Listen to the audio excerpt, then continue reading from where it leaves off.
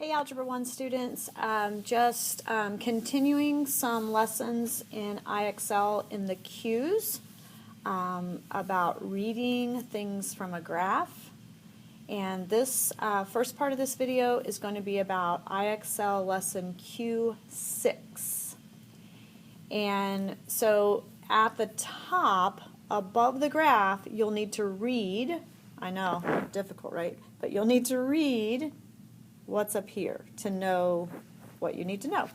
So it tells you at the beginning to plot the point on this function that has an x value of 6. So we know x is our horizontal axis, and if we look down here we also see there's an x, so they're labeled.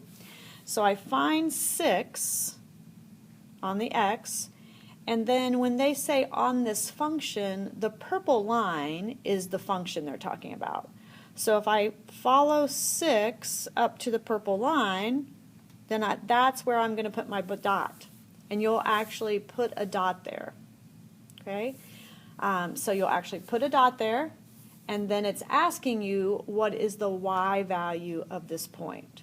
So now, if I allow my eyes to follow over to my vertical axis, my y-axis, I see that that y value is 2. And so down here, I would type 2.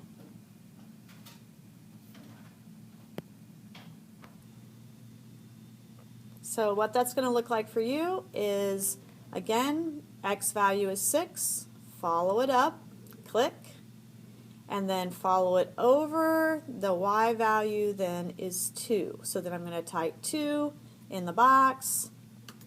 Easy peasy. Maybe this wouldn't bother you at all. Maybe I didn't need to make a video. But be sure you read what it says at the top, because this time it says plot the point where the y value is 4. So the y is 4. Now I have to follow it over to the line, click, and then the x, they're going to ask you for the x value. So then follow it down to the x-axis, and I see that, oh, that's between the 4 and the 6, so that is 5.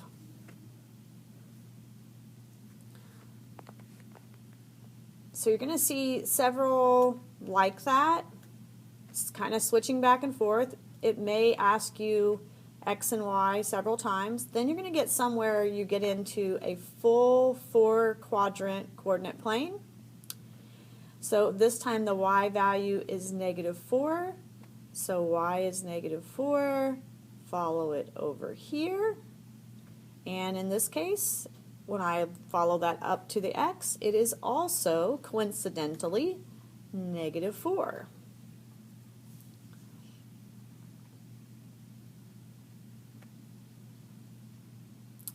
So then the x value is 3, x is my horizontal axis, 3, follow it down, then it asks me for the y.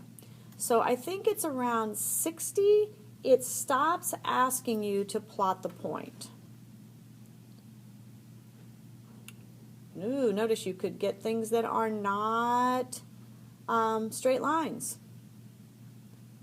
So at 60, notice suddenly it doesn't say plot the point, and it won't let you plot a point. You still need to find the point though.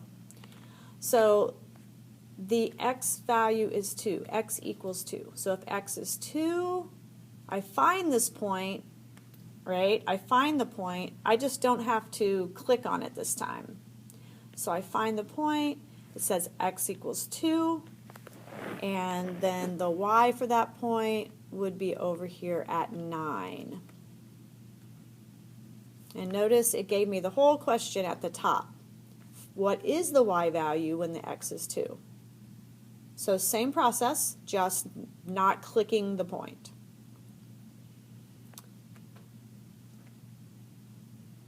If y is 0, if y is 0, it doesn't go up and down. It would be on the x-axis. So it would be that 4.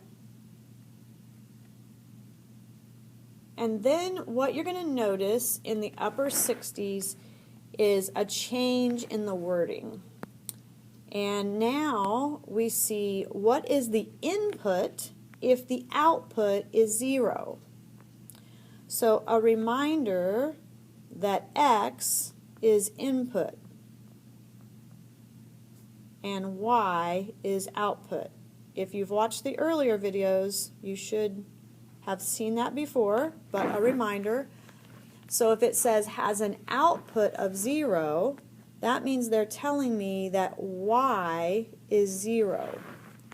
So if Y is 0, I'm on the x-axis, there's Y is 0, I look across to the line, and the X in that spot is 4.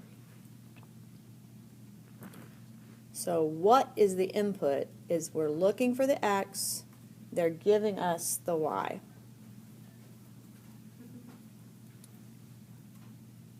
What is the output? The input is 4. So if the input is 4, that means that's my X is 4, so follow it up, and my output then would be 5. So I hope that's helpful with Q6. And then now we'll also look at Q16. Take that back, we'll just leave this as a Q6 only video.